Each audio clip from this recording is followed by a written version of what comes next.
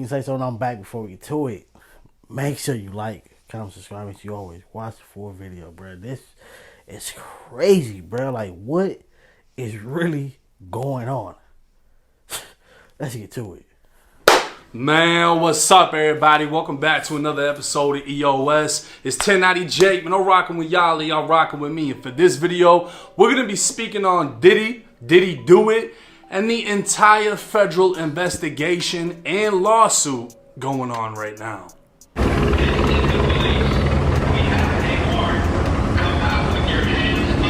Tonight at 11, Sean Combs' luxury mansions across the country raided by Homeland Security agents and two of his kids put in handcuffs. Federal Homeland Security investigations agents, heavily armed and armored tactical teams, guns drawn. And then now, if y'all ain't seen on social media, at least I don't know if it's true. Hey, I ain't the news, but you know I do got a somewhat news channel. But his son, Christian. Y'all know the main one that looked just like.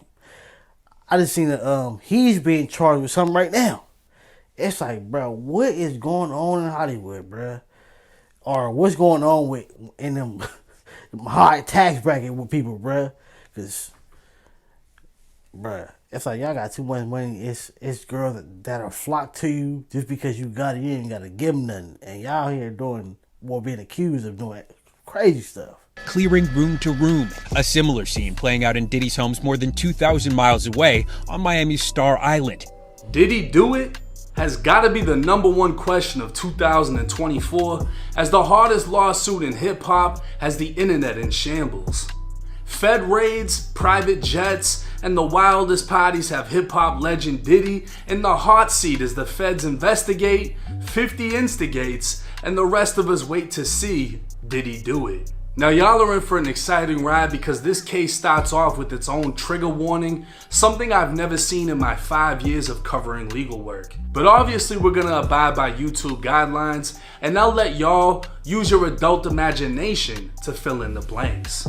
Rodney Jones, who's more commonly known as Lil Rod, No Diddy, is an award-winning Grammy-nominee producer, artist, and instrumentalist from Chicago. He's also apparently Diddy's worst fucking nightmare, as he's airing everything out. According to his GoFundMe, Rod worked 1 year straight on Diddy's Love album and apparently got fucked over on money, publishing shares, and royalties for the project. With a goal of raising $50,000, Rod claims taking Diddy to trial could cost him up to $300,000, and every donation counts. Rod would claim for the last 6 months, him and his team try to resolve these issues with Diddy, but Diddy's tactics were to stall communications, dry out his money, and leave Rod in a desperate state without any ground to hold up against the music mogul. So Rod said fuck it. The 105-page amended lawsuit would state Rod lived with Diddy for months, spending holidays, birthdays, and missing family events. He lived at Diddy's $40 million Los Angeles estate and $35 million Miami mansion. He'd also spend several weeks on a yacht rented by Diddy in the US Virgin Islands. While living a superstar lifestyle doesn't sound so bad, Lil Rod would claim he witnessed, experienced, and endured many things that went far beyond his role as a producer.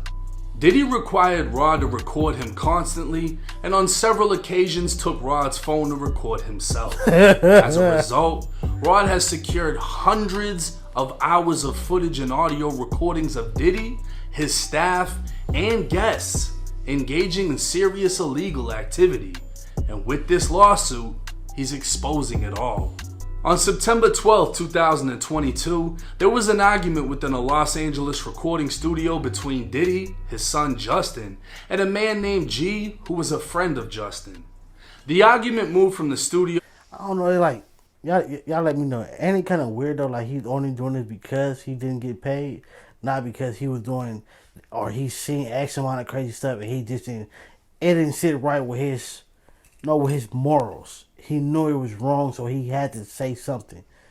That I kind of would respect more than you doing it just because you didn't get paid. Especially with the stuff that he's been accused of doing. Like, come on, bro. Like, y'all let me know how y'all think about it. Went into a bathroom close to where Lil Rod was sitting. Rod was only 2 feet away when multiple gunshots rang out, causing Rod to fear for his life, believing he'd be shot next. When the bathroom door opened, Diddy and Justin walked out, while G laid on the floor in a fetal position, holding his stomach and bleeding out. A crowd was now standing around G, but nobody was helping him.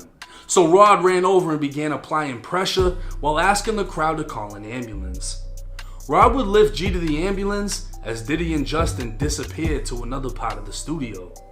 Diddy would later give strict instructions to inform police he had nothing to do with the shooting and force Rod to lie to police by telling them G was shot outside the studio in a drive-by.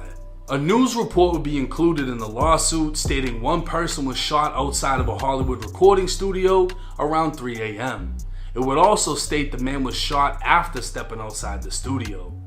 Lil Rod would claim to have several corroborating witnesses he spoke with anonymously because they fear retaliation from Diddy, but they've allegedly agreed to speak on what they saw if subpoenaed to court. Meaning if the courts order them to come in, they'll answer the toughest question: did he do it? Screenshots of the aftermath would be included in the paperwork, along with a screenshot of Diddy in the studio, and Rod would claim because Diddy failed to provide security for himself and other workers within the studio, he is now severely traumatized. Rod would claim he now suffers from PTSD, severe anxiety, depression, and insomnia. But it wouldn't stop there. Lil Rod would also attempt to unravel the cover-up. An Instagram message would come from the actual recording studio stating the shooting happened a half block away, was the result of a robbery, and G returned to the studio after being shot. TMZ would report the story told to cops that night was the victim was robbed at gunpoint by 2 individuals outside, one of which who shot the victim. Wow, the lawsuit would highlight how strenuously secure the studio was, such as having to be buzzed in, identifying yourself to reception, being on a visitor's list, etc. Just to get to the bathroom G was found bleeding in, you'd have to pass reception, walk down a long hallway past 3 recording studios, turn left, pass a lounge, and finally reach the bathroom. Being shot and left unable to walk, it sounds highly unlikely G would make it a half block back to the studio and all the way to the bathroom just to be carried out to an ambulance. So why hasn't anyone else spoke out? Well, apparently days before the shooting, Diddy sent a non-disclosure agreement to everyone that would be present within the studio. Oh, he already Lil knew. Rod would allege they're in fear of being sued, and in small writing on the lawsuit, it would state they were unaware an NDA is voided when it comes to reporting crimes. Lil Rod didn't sign the NDA anyways, and he's speaking out on a whole lot more. While living with Diddy, Lil Rod would claim to be the victim of constant, unsolicited, and unauthorized groping and touching of his. Rod was also forced by Diddy to work in his bathroom while Diddy walked around in his birthday suit and showered. As a straight Christian man, Rod... Hell to the no, bruh. You... What? Bruh, I'm a DJ, bruh. No. That's wild, bruh. That's wild. They say when you got so much money, you done everything, you get bored, so they start doing an extra amount of weird stuff. That's crazy. was uncomfortable with Diddy's advances and expressed his discomfort to Diddy's chief of staff, Christina Coram. She'd reply with, Sean will be Sean. She'd also attempt to downplay what happened as horseplay and as Diddy's way of showing he likes you. Rob believes Diddy was trying to groom him into a relationship and into doing other things. Diddy knew Rod idolized Stevie J, so Diddy showed a video of who he claims was Stevie J doing the nasty with the white man. Rod believes Diddy showed him this because if Stevie J can do it, they can do it. Maybe even together. He'd quote Diddy as saying, "This is normal practice in the music industry. Look, even Stevie J is doing it." Rod would also claim Diddy told him he did the nasty with a rapper and R&B singer. Both of their names would be redacted from the paperwork, but at the bottom of the page, it would state the rappers from Philly and dated Nicki Minaj. The R&B singer performed at the Super Bowl. This would damn near cause a social media shutdown as the internet filled in the blanks. Lil Rod was alleging that Diddy was claiming to have fucked Meek Mill and Usher. Diddy would then promise Rod he'd win a Grammy for Producer of the Year if he got down with the Get Down. Fast forward to Thanksgiving of 2022, Rod... That's that stuff Cat Williams was talking about, boy. Cat Williams was like, no, I ain't doing it, boy. I ain't going. You should have been on your Cat Williams second. Cat Williams wasn't going for it. His career somewhat, I'm gonna say somewhat, because hey, he's still getting it back. But he can be majorly bigger than what he is. No Diddy. But hey, that's crazy, boy. I was in Diddy's Miami mansion along with Young Miami and her female cousin. Diddy was intoxicated, to say the least, and offering cocaine, but Rod rejected it as he walked into the bathroom. While using the bathroom, Young Miami's cousin bursted in, dropping to her knees. Rod claimed he had to push her off him to leave the bathroom, but she just followed, undressing along the way as she attempted to straddle him in front of Diddy and staff. Rod thinks Diddy sent her to freakily assault him and provided pictures of her in the mansion. Rod would also name Young Miami, Jade, and Daphne Joy, who were all paid to play on a monthly basis.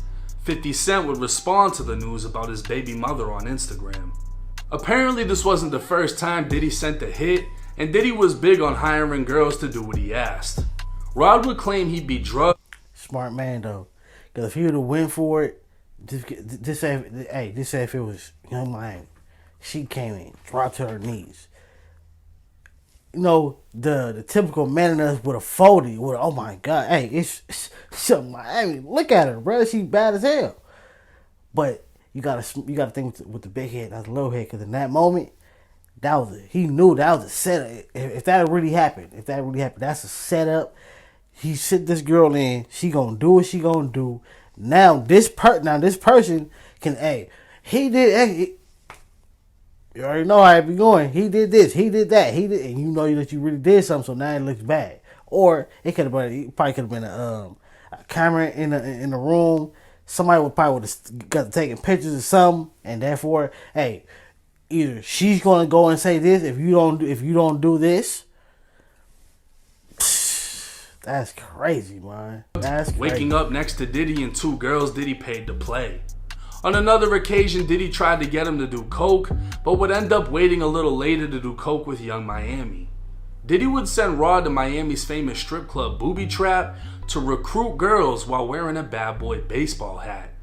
Diddy would then force him to have fun with the same girls. To maintain control over Rod, Diddy would promise him $250,000 for any instruments he wanted, ownership of a $20 million Miami home, and access to record label executives. But at times, Diddy would switch his approach, threatening Rod with violence, and at one point saying he'd eat Rod's face and kill his mother. On July 2nd, 2023, Diddy had a listening party at his California home. According to Rod, there was an R&B artist, Diddy's son Justin, and underage girls. Diddy had required Rod to recruit women he could pay to play with, and as several women came to the house, there were at least 5 girls under the age of 16 in the crowd. Diddy forced everyone to drink liquor laced with ecstasy, and when Rod attempted to leave, Diddy took his car keys, forcing him to stay. After consuming 4 laced shots of liquor, Rod fell asleep, waking up naked with a female next to him. So while Diddy allegedly threw himself and multiple women at Rod, Diddy would also allegedly try to hook up Rod with a famous actor. Rod would be introduced to Cuba Gooding Jr. while they were on a yacht. Video evidence would show Cuba began touching, groping, and fondling Rod's legs, inner thighs, shoulders, and the small of his back. Rod would claim he was extremely uncomfortable, but in a screenshot from the video, Rod appears to be smiling through it before allegedly pushing him away. Yeah, that's what I'm saying. It's like, all right, it's like on some of this stuff, like, look, all right, but I don't know, like, we're going to just have to get down, bruh. Like, I ain't even like a dude know that they be on some extra, but bruh, in that moment, if you take my car keys, you trying to force me to drink to drink a bottle with as laced with something, and you got these little bro, we gotta fight, bro. I'm leaving. It's either I'm leaving or we gonna have to fight and I'm leaving. One or the other. Which one you want? Like, bruh, that's wild, bruh. Ain't no, hey, it's not I don't care how much money you got, how much money you think you finna offer me. No. My morals are my morals, bruh. I gotta wake up and still look at myself in the mirror like, what? No. Hey. Once again, Rod was fucking up the vibe, so Diddy had him sit down while showing an arsenal of guns and bragging about the shootings he got away with. This would be when Diddy allegedly said he was responsible for the shooting in a New York nightclub with the rapper Shine. It was 2:55 a.m. on December 27, 1999. Shots rang out at Club New York in Manhattan, and 3 people were shot, while Diddy, J-Lo, and Shine were arrested after a gun was found in their car. Shine would end up being the only one charged and sentenced to 10 years in prison. It's been said Shine made a deal with the devil, taking the charge for Diddy, and Rod is now saying Jenny from the block is the one who carried the gun into the club and passed it to Diddy before he opened fire. Cassie would also claim in her law. I'm not gonna say he telling the truth, but I remember the photos, bro. Like, I forgot what news site shared them, but I remember them photos, bro. It was like, mind you, back then, Diddy was really on his bad boy. No Diddy. But hey, boy,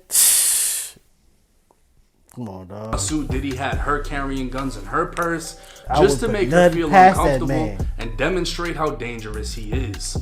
Rod was terrified, felt he couldn't tell Diddy no, and Diddy apparently made it clear his security Fahim Muhammad had the power to make people and problems disappear. Hey, I'm not According doing no to Rod, kids, bro. Diddy instructs his staff to always contact Muhammad if the police in Miami or California pull them over. It was also Muhammad who spoke with LAPD, spinning the story to cover up the recording studio shooting. The lawsuit would state Christina is the Ghislaine Maxwell to Sean Combs' Jeffrey Epstein.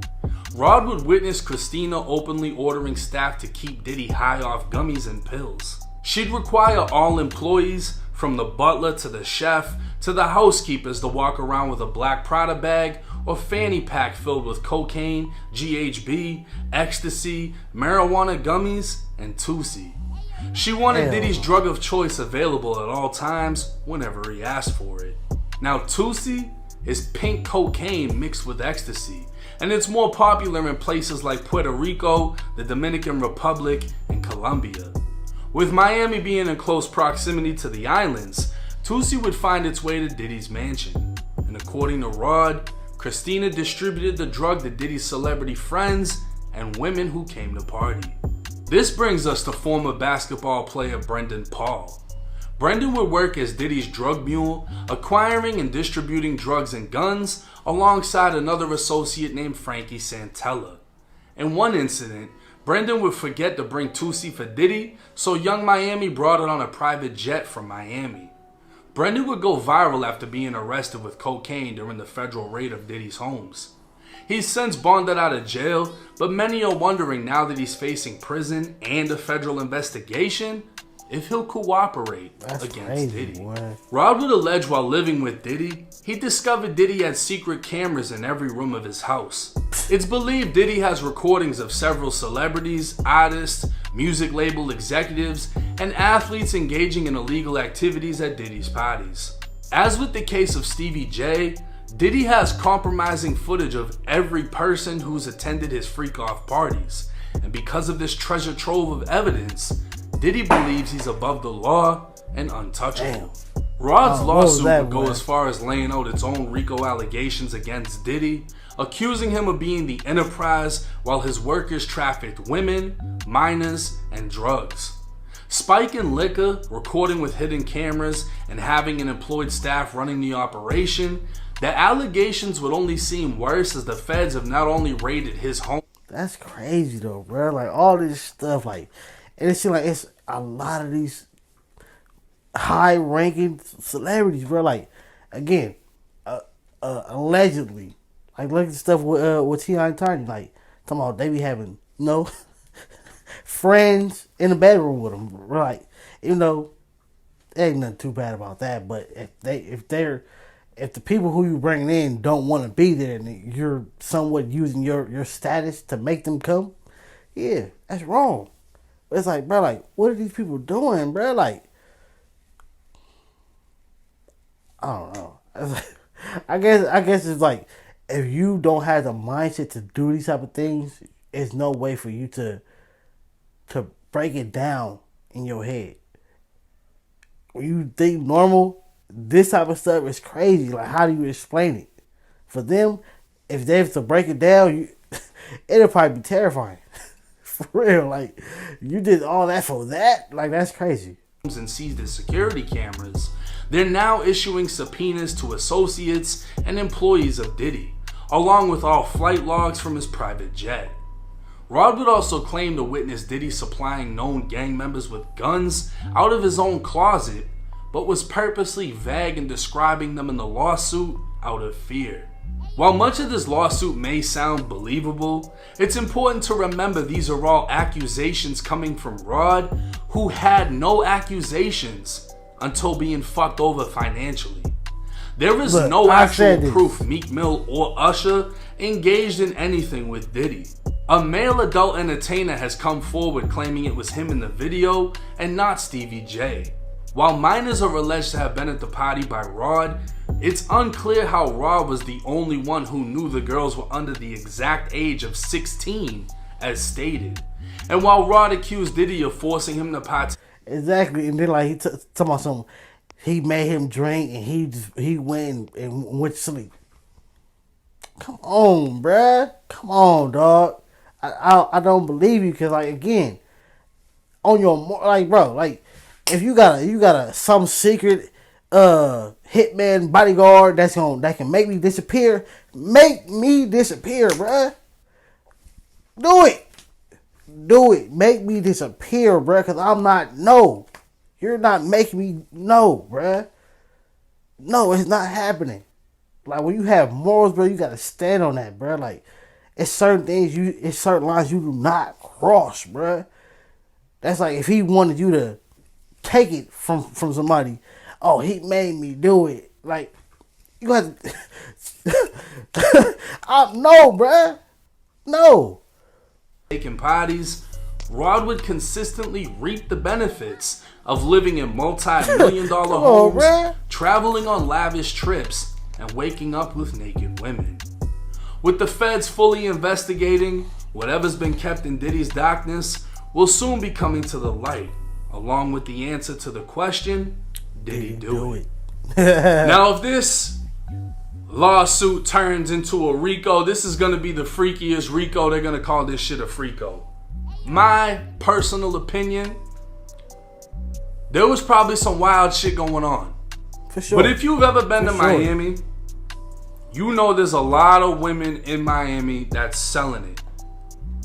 As far as trafficking goes, because, you know, the whole pimp game, they changed it up. First you were getting charged as a pimp, now you're getting charged with human trafficking. They changed the game, so a lot of what they're alleging is Diddy just paid females to show up and do things for his guests. It's not like Diddy was flying in females from different countries and taking girls from Mexico and hyping it up into a whole nother element. As far as I know, I mean, from what I'm reading, because all the stuff he said was bring girls in that I can pay to play. That was these girls want anyway. Well, most of them want that anyway. They want to get paid for what they doing. Look at how fast or how many girls are on F. Not saying if he was doing X amount of things and he was taking it. If he's taking it, lock him up right now. No hesitation. I don't care who the person is. If he's paying you and this is what you do, the dude only doing all this stuff, in my opinion, is because he didn't get paid. If he got paid to play, it would be good. He wasn't getting paid and he was still playing. That was his whole thing. Like, it wasn't I have morals, and you was doing all this stuff, and it's not sitting right with me. I'm having nightmares about it. I can't sleep. I can't eat. I can't do this. Like, no, bruh. You only exposing this stuff because you didn't get paid when he was playing with you, bruh. No Diddy. It is they were going to booby trap, getting dancers to come over and get freaky at the party. Now, you're not supposed to spike anybody's drinks, but if adults are there and they want to, whatever they want to do, they're adults. That's on them. As far as trafficking drugs, no, you cannot take pink cocaine from Miami and fly it to LA. Yeah, that's... But then again, I'm pretty sure an amount would come into play when it comes to trafficking.